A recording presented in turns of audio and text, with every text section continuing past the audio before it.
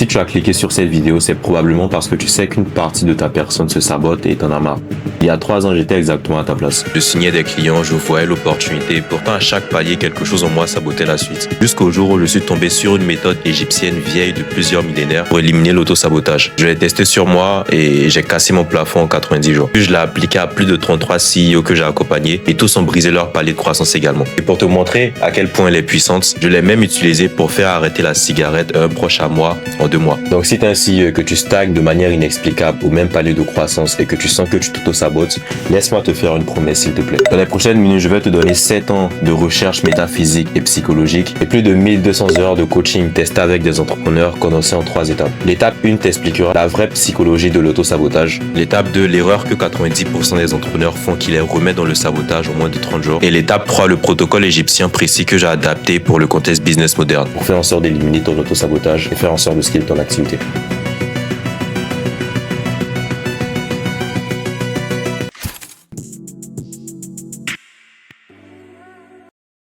Ok, avant de rentrer dans la psychologie de l'auto-sabotage, il faut comprendre exactement ce que l'auto-sabotage n'est pas. Parce que j'aime bien dire qu'il faut donner la bonne définition des choses, mais il faut également faire en sorte de donner l'anti-définition des choses. Comme disait Charlie Munger, il faut faire en sorte de penser de manière inverse. Bref, la première des choses à faire en sorte de comprendre sur l'auto-sabotage, c'est qu'il y a 3 ans, j'étais exactement au même palier. C'est-à-dire que je faisais en sorte de m'auto-saboter constamment. Donc l'auto-sabotage peut passer par plusieurs choses, donc par la procrastination, par la surcharge mentale, par le fait de baisser ses prix par exemple, qui est lié à un manque d'estime de soi, parce que le prix que tu fais en sorte de mettre est toujours lié à ton estime. Et par exemple, créer du chaos inconsciemment à chaque fois que je faisais en sorte de recevoir de l'argent. C'est-à-dire qu'à chaque fois que j'ai de l'argent, c'est comme s'il y a énormément de problèmes qui arrivent. Ou comme si j'avais lié la croissance de mon business au fait d'avoir plus de conflits, plus de problèmes, etc. Donc à chaque fois que j'approchais d'un palier de croissance, c'est un peu comme si mon esprit faisait en sorte de constamment le repousser. On va dire que ça, c'est mon esprit. Mec, si mon esprit ressemble à ça, c'est insane. Mais ça, c'est mon esprit. Et à chaque fois que j'arrivais à un certain palier de croissance, mon esprit faisait en sorte de repousser le palier de croissance que je visais, par exemple 50K. Et il faisait en sorte de le repousser à chaque fois. Ok? Donc, au début, je pensais que c'était lié à la discipline ou encore au fait, par exemple, d'avoir des problèmes, on va dire, psychologiques ou même à l'estime de soi, mais je me suis rendu compte que c'est beaucoup plus profond.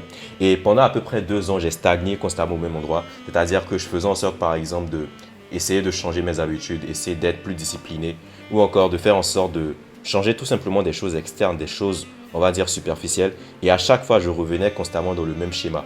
C'est-à-dire que je faisais en sorte de faire un pas en avant et je faisais 2 pas en arrière. Je faisais en sorte d'avoir des hauts et des bas constants, par exemple, sur mon business, avec une certaine forme d'irrégularité sur le chiffre d'affaires. Okay. Même si en soi, le chiffre d'affaires évoluait constamment.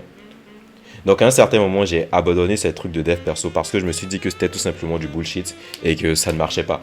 Okay. Donc ce que j'ai fait, c'est tout simplement que j'ai fait en sorte de prendre justement des formations. J'ai fait en sorte, par exemple, de chercher des solutions externes.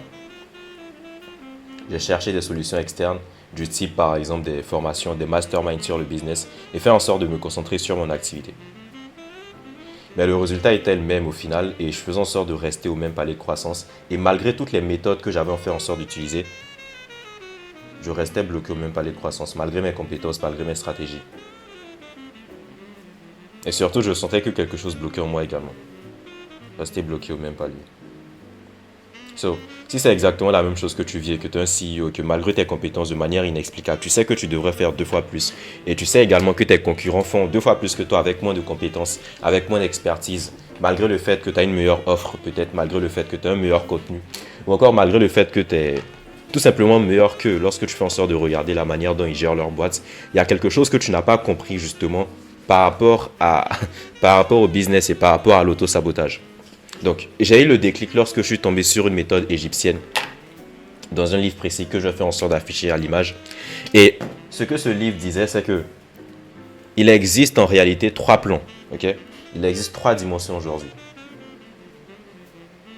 Donc, il existe 3 dimensions d'existence pour l'être humain. Okay? Aussi simple que ça. Il existe la dimension spirituelle qui représente tout simplement le niveau de l'âme.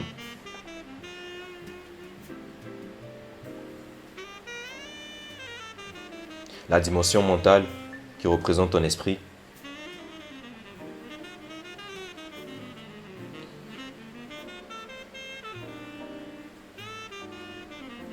et la dimension physique qui représente justement tes actions et justement tout ce que j'ai dit au début par rapport au fait de prendre des méthodes externes par exemple, donc tes actions. Ce dont la majorité des personnes ne se rendent pas compte, c'est que le plan physique au niveau des habitudes, au niveau du fait par exemple de changer ce que vous pouvez voir avec vos deux yeux, essayer de prendre de nouveaux masterminds, essayer de changer les solutions externes, ne représente en réalité que 5% de votre réalité physique. Ok? En réalité, il ne représente que 5% de votre réalité physique. Dans la Kabbale, on appelle le monde des 1%. Parce que le monde physique est juste un effet. Okay? Le monde physique est juste un effet du plan mental et spirituel. C'est pour ça que dans le Kybalion, qui représente les 7 lois universelles de l'univers et la manière dont l'univers est constitué, dans la première loi, on va vous dire que l'univers est totalement mental. L'univers est entièrement mental. Donc, c'est la première des choses à comprendre. Donc, maintenant que je pense que tu es une personne intelligente, tu comprends que donc ton auto-sabotage existe alors sur 3 dimensions. Et même la majorité des psychologues aujourd'hui se trompent sur une chose parce qu'ils ne fonctionnent que sur 2 dimensions. Ils fonctionnent sur la partie mentale ou encore la partie physique. Ils essayent de changer vos habitudes, vos comportements ou encore vos croyances, mais ils oublient littéralement la partie métaphysique. Métaphysique qui veut juste dire au-dessus du physique, ok? Ce qui est au-dessus du physique. Donc, l'auto-sabotage existe sur 3 dimensions spécifiques. La dimension spirituelle, et lorsque je dis spirituelle, pense pas aux mecs qui racontent du bullshit sur TikTok et qui parlent par exemple de chakra ou encore de toutes ces merdes. Ça n'a rien à voir avec ça. La partie spirituelle de ta personne représente juste ton cœur, ok? Donc, le centre des émotions aujourd'hui, c'est le cœur. Donc, on va parler juste d'émotions.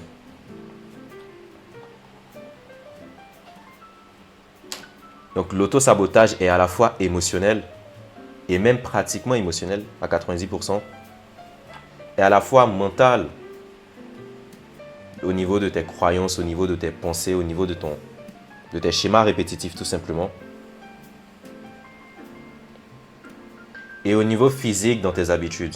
Mais il faut comprendre que les habitudes que tu as et le comportement que tu as aujourd'hui est juste un reflet de l'image de toi que tu as aujourd'hui ou encore de ce qu'on va nommer comme ta fréquence énergétique, okay? Ou encore ton identité globale. Et cette identité globale t'amène à avoir des comportements précis par exemple. Et on va en parler par la suite. Donc, et au niveau de tes comportements, de tes habitudes ou encore de tes actions. Donc l'auto-sabotage est une science qui doit faire en sorte d'être réparée sur les 3 dimensions concrètes, sur le plan spirituel, sur le plan physique ou encore sur le plan mental également. Parce que toute chose qui doit exister physiquement dans ton comportement doit d'abord exister dans le plan spirituel et mental dans un premier temps. Toute chose qui existe à l'extérieur de toi doit d'abord exister d'un point de vue émotionnel et mental dans un premier temps. C'est pour ça qu'on va vous dire que le royaume des cieux en vous. Les musulmans te diront que Allah ne change pas l'état d'un peuple tant qu'ils ne changent pas ce qu'ils ont à l'intérieur d'eux par exemple. Et dans la Kabbale, on va te parler par exemple de Malkout qui représente juste le monde physique et le monde matériel, peu importe. Il faut comprendre juste une chose, et la vérité dans tout ce domaine de spiritualité, lorsqu'on fait en sorte de parler de psychologie, elle tient en un seul principe que les hermétistes appelaient As within, so without. Toutes mes vidéos racontent la même chose. Et je vais toujours continuer de répéter la même chose parce qu'il n'y a rien qui change et les lois sont universelles. Et on ne fait pas en sorte de se baser par exemple sur des techniques, fait en sorte de se baser sur, je ne sais pas, la technique X, Y, Z ou encore la technique magique qui va faire en sorte par exemple de changer tes habitudes. Encore une fois, je crois littéralement que la chose que vous devez faire en sorte de retenir justement pour changer votre comportement, votre identité, faire en sorte par exemple de matérialiser ce que vous voulez avoir dans votre business aujourd'hui, c'est faire en sorte de comprendre les principes. Et les principes ne bougent jamais. Ce que je raconte aujourd'hui, c'est ce qu'on racontait il y a des millénaires, c'est ce que Jésus racontait, c'est ce que le prophète, Bouddha, Krishna racontait. Et je suis juste la matérialisation physique de ça. Donc, il faut comprendre une chose. Les choses en réalité sont simples. As within, so without, ce qui est à l'intérieur de toi est comme ce qui est à l'extérieur. Mais l'erreur que je faisais moi et l'erreur que tu fais aujourd'hui et qui te mène justement à continuer de t'auto-saboter, c'est que tu crois par exemple qu'en faisant en sorte d'acheter des chakras, en faisant en sorte par exemple, exécuter sur ton activité, de prendre de nouvelles formations, de faire des choses externes dans ce monde qui représente par définition une illusion et qui ne représente que l'effet de la personne que tu es, tu vas faire en sorte de changer les choses. C'est littéralement jouer au jeu de la réalité à l'envers et ça n'a littéralement aucun sens. Et si tu continues comme ça, tu vas littéralement rester bloqué pendant que d'autres concurrents feront en sorte de faire plus de chiffre d'affaires que toi, tout simplement parce qu'ils ont une énergie différente.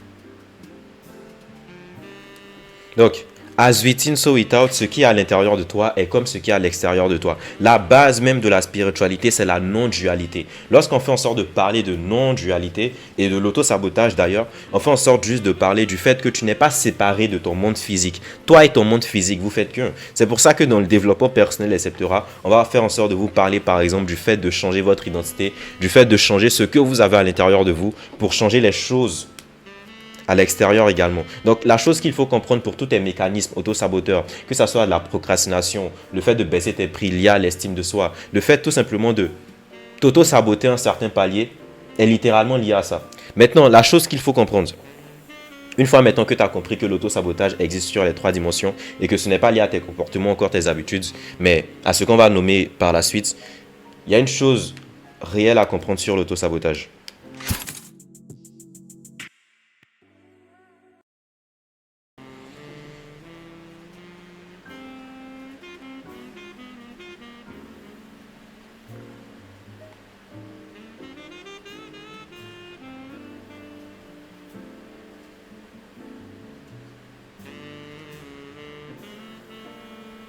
L'auto-sabotage n'existe pas. L'auto-sabotage n'existe pas. Ce qui existe, c'est l'auto-protection.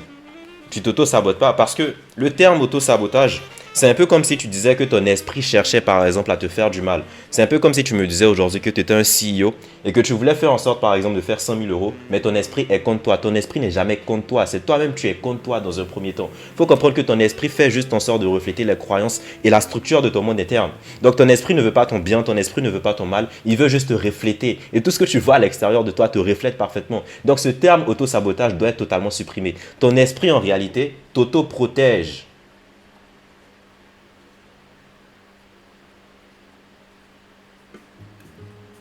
L'autoprotection. Et tu ne te rends pas compte qu'il te protège d'une chose dont inconsciemment tu as peur. Et l'autosabotage est juste lié à ce mécanisme-là. Si je devais faire en sorte de l'expliquer simplement, c'est tout simplement lié au fait que tu as une identité précise. Ok? Une identité précise liée à tes conditionnements dans l'enfance, liée à ce que tu as vécu, liée à tes anciennes expériences chargées émotionnellement. Aujourd'hui, tu es juste le reflet des anciennes expériences chargées émotionnellement qui se sont imprimées dans ton subconscient. Ton subconscient représente juste une partie de ton cerveau qui représente 95% de la réalité que tu vas faire en sorte d'expérimenter. Et la manière dont le subconscient se construit est liée à 2 choses, dans l'enfance et par l'émotion. Ok? Et par l'émotion. C'est pour ça qu'on va vous dire par exemple que faites en sorte de croire que... à ceux qui en feront en sorte de leur donner, ils seront dans l'abondance. Et à ceux qui n'ont pas, en feront en sorte de leur ôter, même ce qu'ils ont. Le fait d'avoir émotionnellement et mentalement. Donc, tu peux avoir que ce que tu as déjà. Donc, ton auto-sabotage aujourd'hui est juste lié au fait que tu as des choses inconscientes qui se sont implémentées dans ton subconscient. Et il fait que refléter ça. Maintenant, ce dont tu ne te rends pas compte, c'est que l'erreur que tu fais, c'est que tu vises un chiffre d'affaires plutôt que de viser une identité qui a déjà atteint ce chiffre d'affaires. Et tu as une identité désirée, inconsciemment. Parce que ce que tu veux sur cette terre n'a rien à voir avec les choses externes. Ce que tu veux, c'est tout simplement retrouver l'état de plénitude.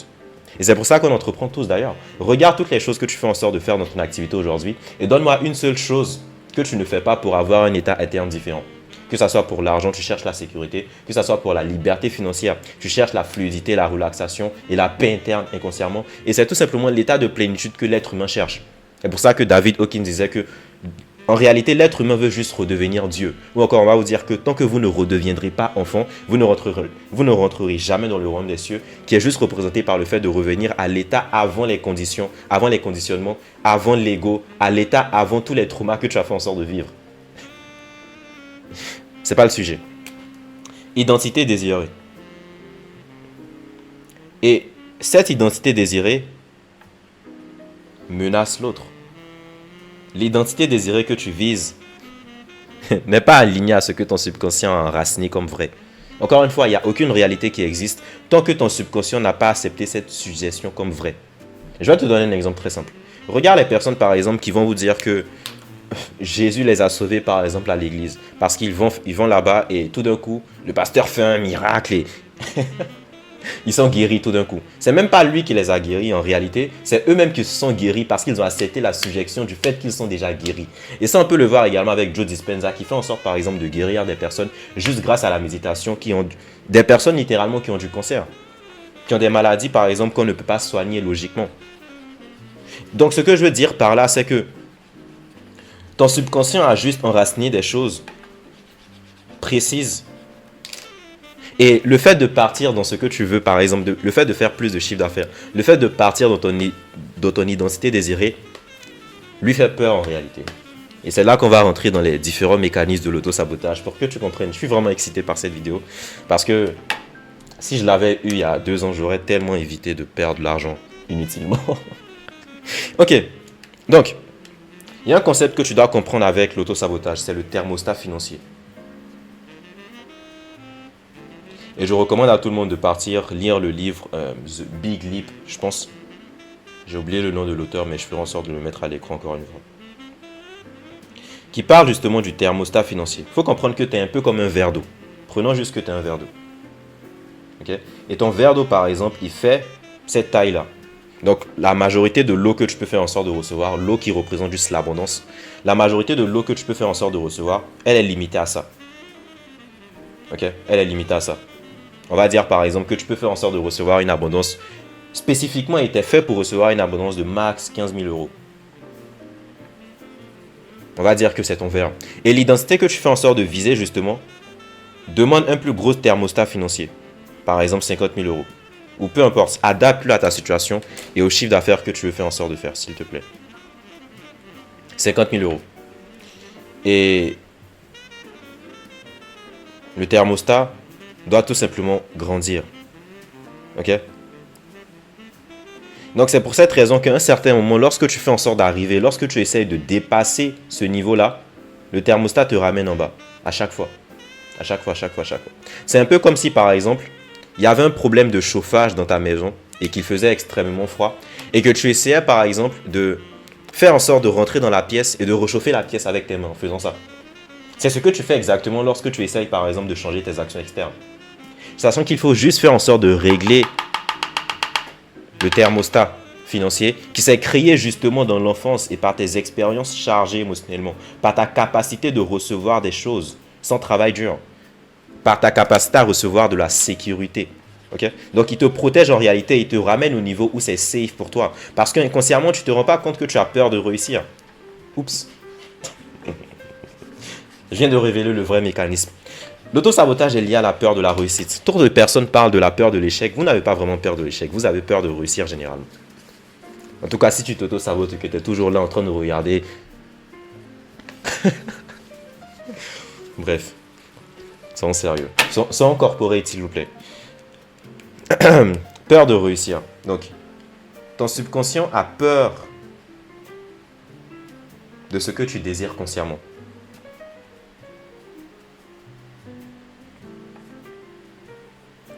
Donc, la peur de la réussite est un mécanisme qui est absolument insane et qui est absolument insane et qui va te donner pas mal de clarté. Il y a une chose à confronter sur la peur de la réussite. Les associations émotionnelles. Tu as une définition consciente des choses, de l'argent par exemple. On va dire, tu as une définition consciente de l'argent.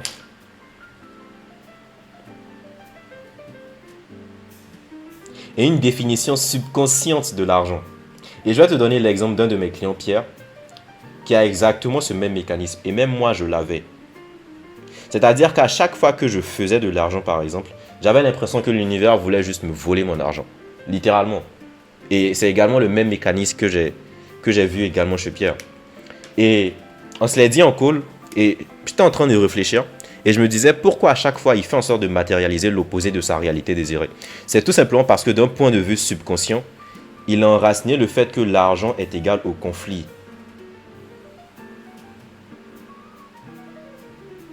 Mais d'un point de vue conscient, il se dit par exemple quoi? Il se dit que l'argent est bien, il pourrait être libre, etc. Donc ce que tu te dis consciemment et ce que tu veux consciemment n'est pas ce que ton subconscient veut. Parce que ton subconscient est littéralement dangereux. Ton subconscient est littéralement illogique. Ton subconscient ne comprend pas la logique, il comprend les symboles dans un premier temps et il comprend également l'émotion. Donc ça veut dire qu'aujourd'hui, je te donne un exemple très simple. Un seul trauma, une seule expérience chargée émotionnellement négative. Par exemple, je te donne un exemple très simple. Si aujourd'hui, à chaque fois, disons par exemple que tu as essayé de faire 50 000 euros. Ok? Tu as essayé de faire 50 000 euros et lorsque tu es arrivé par exemple à 40 000 euros, tout d'un coup par exemple, tu as eu tes clients qui demandaient des refunds, tu as eu du chaos dans ta réalité. Enfin, disons que tu as eu des merdes littéralement qui ont fait en sorte d'être chargé émotionnellement de manière négative. C'est-à-dire qui t'ont amené des émotions de culpabilité, de honte, d'apathie, etc. Et j'ai eu la même chose pour une de mes clientes qui avait eu un trauma sur le fait qu'elle est partie littéralement en justice avec l'une de ses clientes. Donc ce que son subconscient faisait, c'était quoi? C'était de faire en sorte soit d'éviter constamment d'avoir des clientes, ou soit de créer du chaos pour la ramener à l'état où c'est safe. Parce qu'elle a lié justement le fait d'être en croissance au fait de partir en justice, littéralement. C'est la définition inconsciente que son subconscient a faite. A fait plutôt, je pense. C'est exactement la même chose. Je vais te donner encore un autre exemple pour que tu aies vraiment énormément de clarté sur la raison pour laquelle tu te ramènes tout simplement au même niveau. Il faut comprendre que le subconscient veut juste faire en sorte de refléter les croyances inconscientes que tu as.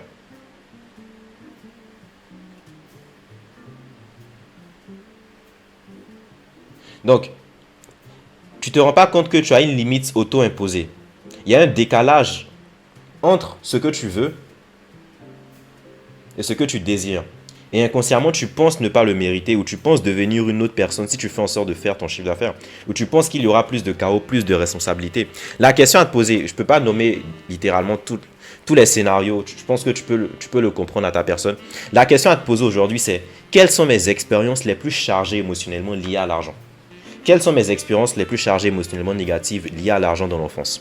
Par exemple, si tu as vu par exemple tes parents se bagarrer physiquement à cause de l'argent, ton subconscient enraciné, argent égale conflit. J'avais un client africain qui a vu littéralement toutes les personnes de sa famille se faire ensorceler à chaque fois qu'ils avaient de l'argent. Donc il voyait le fait de réussir justement comme du danger. Ou par exemple, si tu avais des croyances inconscientes que les riches étaient mauvais, tu vas tout simplement faire en sorte d'éviter cet argent-là. Le truc, c'est que tu as peur de la réussite et tu as également peur de la perception de la réussite. Tout simplement parce que tu veux inconsciemment, sûrement, on va dire, la validation de la tribu. C'est littéralement comme ça que ton cerveau est fait. Tu veux juste la validation de la tribu. La validation des autres autour de toi. Et ça, c'est le syndrome que je nomme le syndrome du premier de classe. Le premier de classe, littéralement, le syndrome du premier de classe est le syndrome selon lequel tu as toujours été, par exemple, en haut du niveau, au top du niveau, et que tes notes représentaient une certaine forme de validation pour toi. Donc, inconsciemment, tu lis, par exemple, ta valeur au travail ou encore ta valeur à la performance. Ou encore ta valeur à la validation des autres qui te félicitaient lorsque tu étais premier de classe, généralement. Donc, la peur de la réussite, pour résumer, est liée aux associations émotionnelles inconscientes. C'est ce que je nomme comme la théorie des nœuds. Ton subconscient fait des nœuds négatifs à chaque fois que tu as des expériences spécifiques. C'est pour ça, par exemple, que tu peux te rendre compte qu'il y a certains domaines de ta vie où tu matérialises exactement ce que tu veux. Il y a certains domaines de ta vie, par exemple, où tu fais en sorte de matérialiser facilement les choses.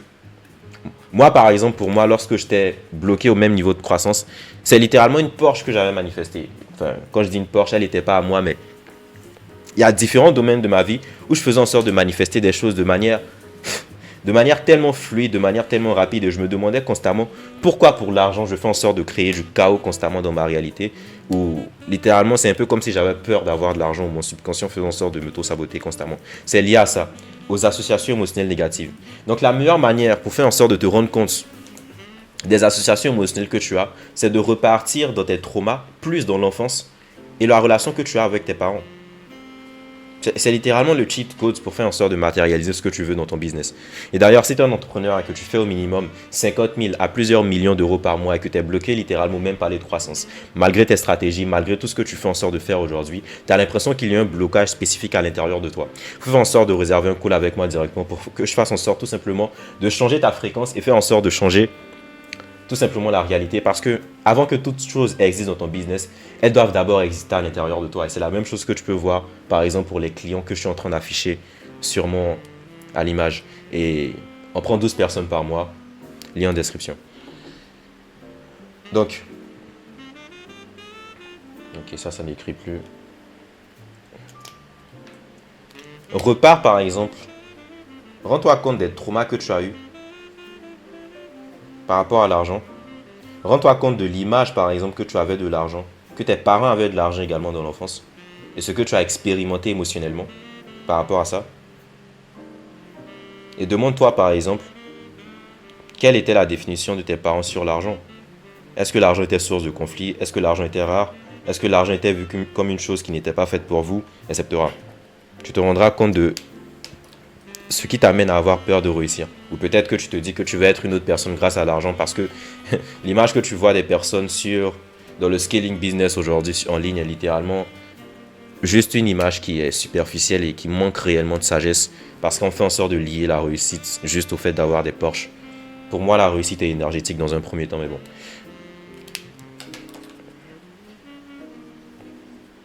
Donc, il faut que tu comprennes maintenant le schéma de l'auto-sabotage dans lequel tu as été depuis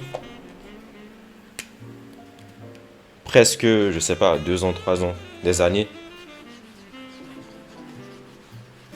Et c'est la même chose qui s'est passé pour une cliente que je vais faire en sorte d'afficher son vocal.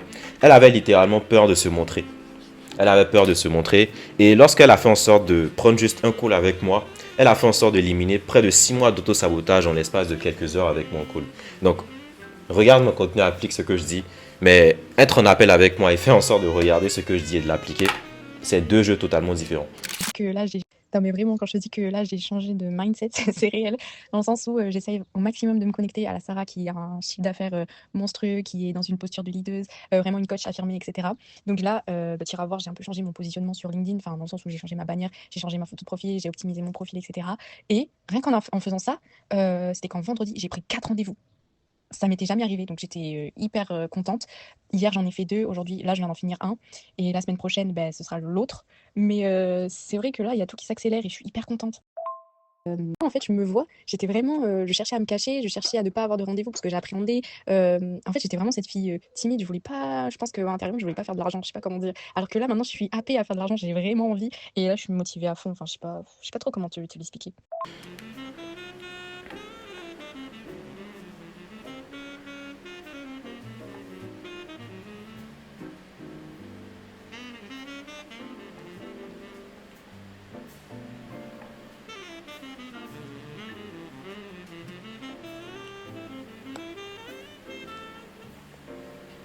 Tu as un trauma précis qui t'amène à faire des associations émotionnelles. Donc un trauma ou encore l'enfance. On va dire trauma/enfance. Qui amène à faire des associations émotionnelles inconscientes.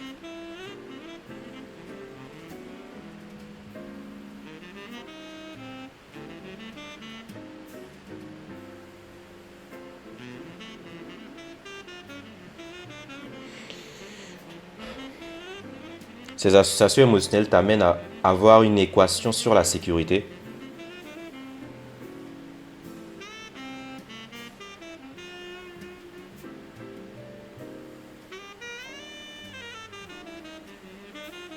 Cette équation sur la sécurité détermine justement ton plafond.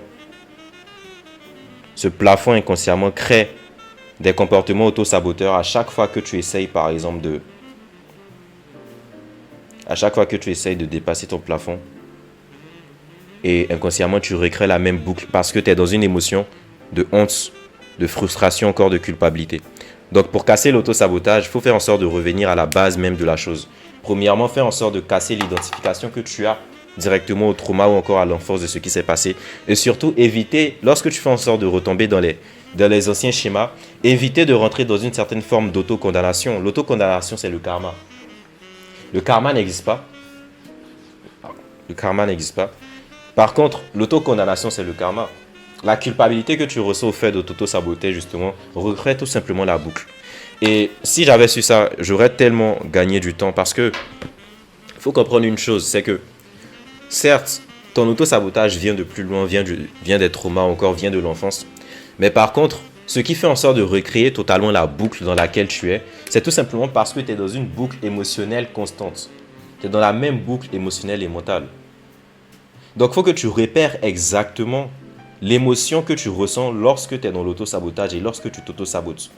Pour toi, ça peut être par exemple la colère, ça peut être la frustration, ça peut être la culpabilité, ça peut être la honte. Généralement, ce que je vois chez la majorité de mes clients, c'est un mélange de frustration et de honte. Mais la frustration est juste un effet de la honte en réalité. Donc, de honte, il faut que tu repères exactement l'émotion que tu fais en sorte de ressentir lorsque tu ressens par exemple lorsque tu sens que tu t'auto-sabotes. Ok?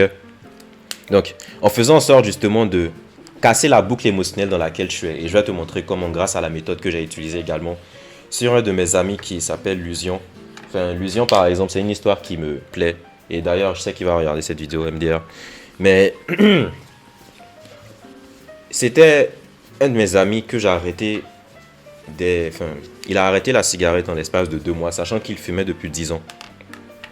Et en l'espace de 2 mois, grâce à la méthode que je vais faire en sorte de te montrer, il a littéralement supprimé son addiction à la cigarette. Donc, si des personnes professionnelles, on va dire, ou encore des méthodes professionnelles qu'il a testées n'ont pas réussi, et qu'en l'espace de 2 semaines avec moi, 3 semaines, et en l'espace de 2 mois, il a littéralement supprimé son addiction, je mettrai son témoignage à l'écran. Imagine ce qu'on peut faire en sorte de faire sur ton chiffre d'affaires si tu corresponds littéralement à la cible qu'on fait en sorte d'accompagner aujourd'hui, c'est-à-dire l'élite de l'entrepreneuriat. Peu importe. Accompagnement qui a été un véritable tournant dans ma vie, très clairement, et je pèse réellement mes mots quand je dis ça, ce ne sont pas du tout des mots que je sors comme ça, parce qu'en fait, si vous voulez, j'ai été accro à la fumette, donc à la fois au tabac et également au cannabis. Donc cette addiction-là, c'est une addiction que je traînais depuis l'âge de mes 16 ans. Aujourd'hui, j'ai 24 ans, donc j'ai fumé pendant quasiment presque 10 ans. Et j'ai essayé énormément de choses pour tenter d'arrêter. Donc j'ai vu des spécialistes, des médecins, des addictologues. Je suis passé par des associations, sauf que rien de tout ça n'a fonctionné. Aujourd'hui, j'ai complètement arrêté de fumer. Je n'ai plus du tout aucune pensée, aucune émotion, en fait, plus rien en lien avec que ce soit le tabac ou que ce soit le cannabis. Et donc aujourd'hui, je peux dire avec énormément de conviction que je suis totalement libéré de cette addiction grâce à Sheikh, grâce à Momentum. Donc ça a été un véritable accompagnement sur le plan spirituel, sur le plan humain, sur le plan mental, sur absolument tous les plans. Donc merci Sheikh et merci Momentum.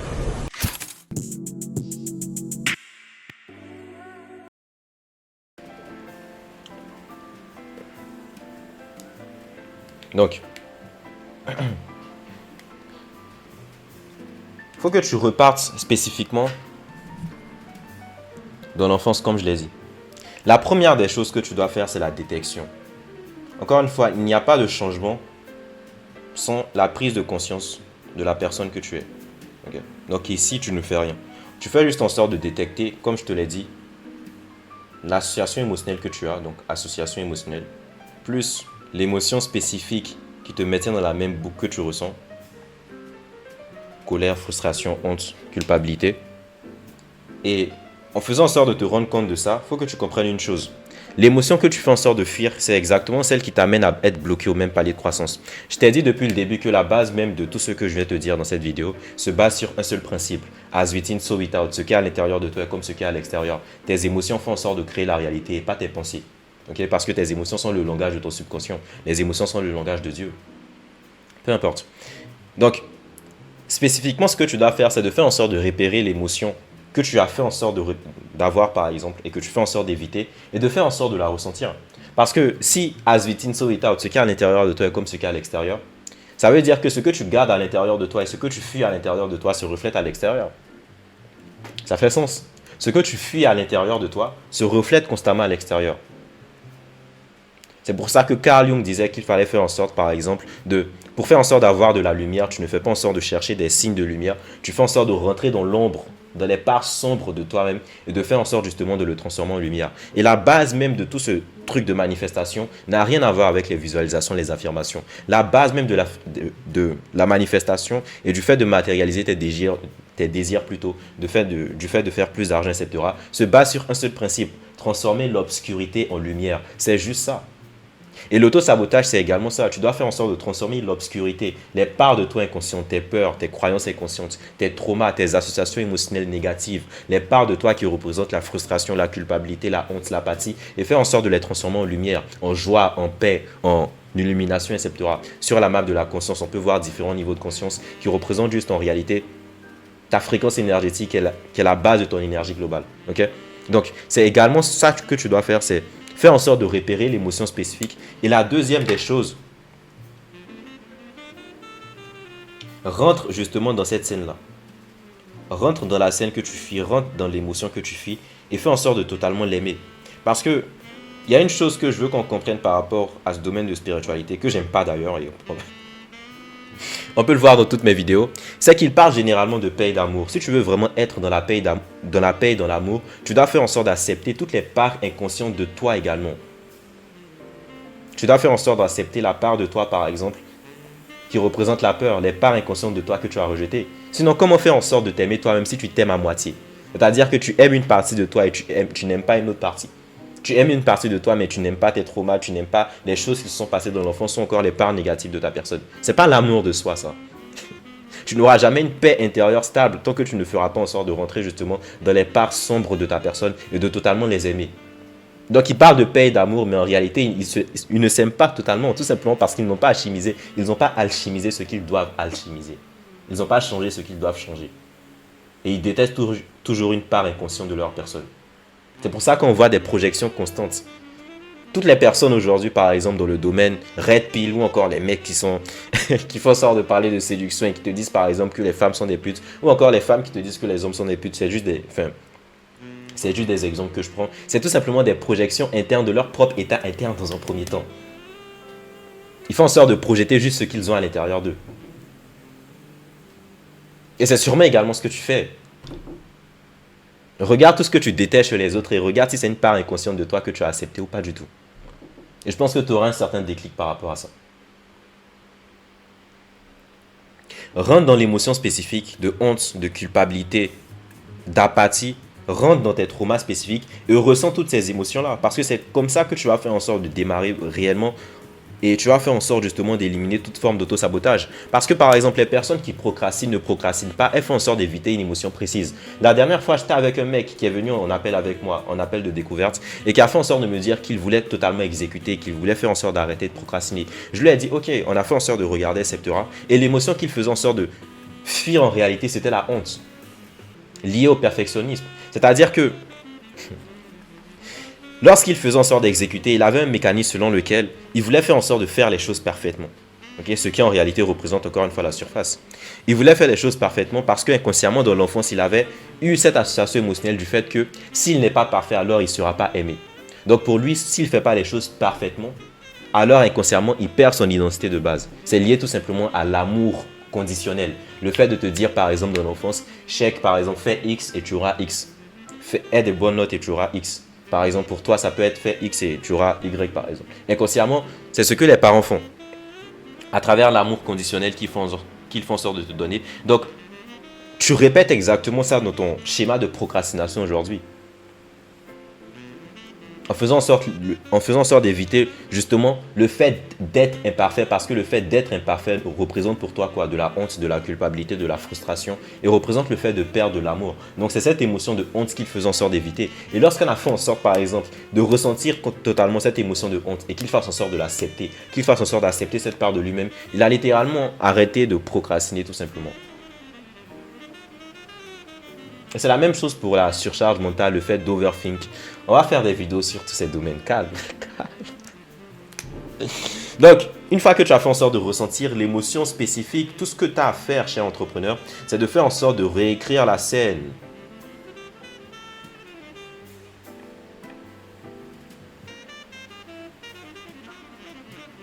Tu peux réécrire ton passé, mais ça, tu t'en rends pas compte.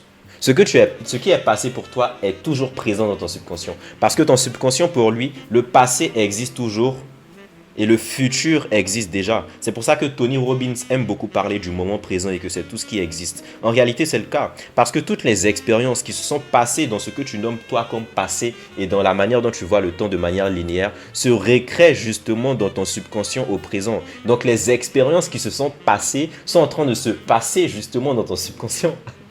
C'est pour ça qu'il recrée les mêmes boucles. C'est pour ça également que dans Ecclésiaste 1.9, on te dit que ce qui est, c'est ce qui sera. Ce qui s'est fait, c'est ce qui se fera. Il n'y a rien de nouveau sous le soleil. Le soleil qui représente juste le monde physique. Ce qui est, c'est ce qui sera. Ce qui s'est fait, c'est ce qui se fera. Il n'y a rien de nouveau sous le soleil. Donc ce qui s'est passé va continuer de se passer si tu ne fais pas en sorte de retourner dans le passé.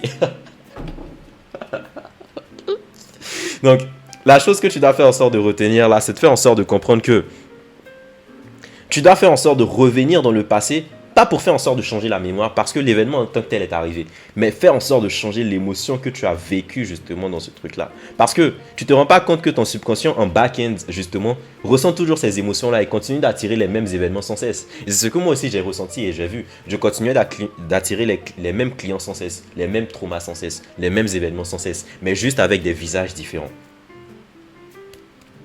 Et je sais que tellement de personnes vivent ça. Et je sais que cette vidéo va aider tellement de personnes. Donc, en faisant en sorte de revenir dans le passé et de réécrire la scène avec l'émotion contraire, je te donne un exemple très simple. Il y avait un de mes clients qui avait vécu une humiliation dans le passé et ça l'amenait justement à se cacher. Il avait la peur d'être vu. Donc, la peur d'être vu est tout simplement un mécanisme des personnes qui veulent se cacher parce qu'ils ont lié le fait d'être vu, le fait d'avoir de la visibilité ou encore les personnes qui n'arrivent pas à être authentiques, le fait d'être eux-mêmes. Okay? Le fait d'être toi-même, le fait d'être authentique, le fait de te montrer comme tu es, au fait d'être rejeté. Donc inconsciemment, tu fais quoi? Tu te caches, tu ne publies pas sur les réseaux, et faisant en sorte par exemple d'avoir peur de publier sur YouTube, sur Instagram, sachant que c'était justement la clé pour sa croissance. Et donc ce que je lui ai dit, c'est que l'humiliation que tu as ressentie en classe à 8 ans, où les personnes se sont moquées de toi, c'est justement ce que tu veux refaire en sorte d'éviter. Parce que tu penses que si tu te montres, tu vas faire en sorte d'être humilié. Et c'est justement... Il y a beaucoup de chances que c'est ce qui se passe s'il faisait en sorte de le faire sans repartir dans son trauma. Peut-être qu'il allait attirer des merdes sur les réseaux ou des personnes allaient tout simplement le critiquer et il allait arrêter. Mais ce qu'on a fait, c'est qu'on a fait en sorte justement de reconstruire la scène ensemble. Et il a juste, plutôt que de faire en sorte d'être humilié en classe, il a juste fait en sorte de recréer une scène dans laquelle il était applaudi, dans laquelle il était validé, dans laquelle il était accepté. Et il a ressenti toutes les émotions contraires liées à ça. Et l'auto-sabotage a disparu. Parce que l'émotion spécifique qui l'auto-sabotait a disparu également. Je pense que c'est assez clair. La base même maintenant après, une fois que tu as éliminé ton auto-sabotage, c'est de faire en sorte de reprogrammer ta fréquence. Reprogrammer ta fréquence et reprogrammer ton identité de base. Ta fréquence énergétique représente même la base de ce qui crée la réalité. C'est pour ça que Frédéric Dodson parle des univers parallèles. Dis-toi qu'il existe une infinité de versions de toi. Il existe la version de toi qui fait 10 000 euros, 30 000, 40 000, 50 000, 100 000. La version de toi qui est SDF, boulanger, mécanicien. Et toutes ces versions de toi existent en même temps dans des univers parallèles. Okay? Toutes ces versions de toi existent en même temps. Elles sont infinies et elles existent dans le présent infini parce que il existe juste le présent en réalité. Le passé et le futur en réalité sont juste des représentations qu'on fait avec ton esprit parce que notre esprit voit le temps de manière linéaire. Mais en réalité, le temps est cyclique. C'est pour ça que tu répètes également les mêmes cycles d'auto-sabotage. Je pense que ça fait sens. Donc, infini, donc il existe une version infinie de toi et c'est pour faire en sorte d'atteindre ces versions infinies-là, tu ne dois pas faire en sorte de travailler dur. Il faut comprendre que l'univers et la réalité s'en foutent littéralement de tes actions, s'en foutent littéralement à quel point tu es gentil. C'est pour ça qu'on voit que les personnes mauvaises dans le business généralement font en sorte de continuer de prospérer. Pourquoi ?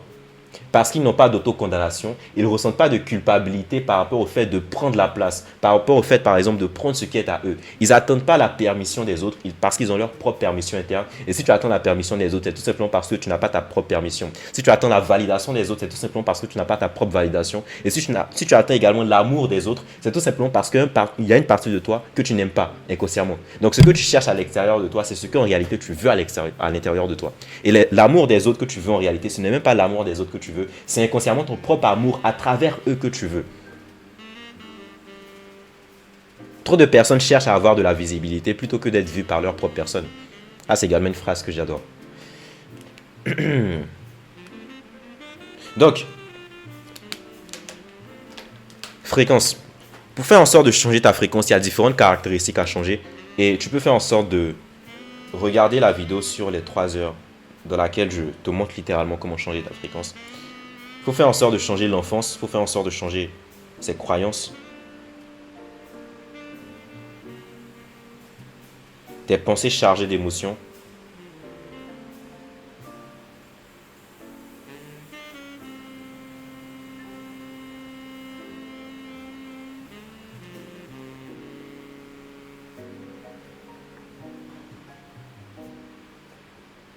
Tes attentes, donc ton niveau de standard, ton attention, ce sur quoi tu portes ton attention, l'énergie grandit, ta conviction, donc la foi peut déplacer des montagnes, ta perception également et tes réactions.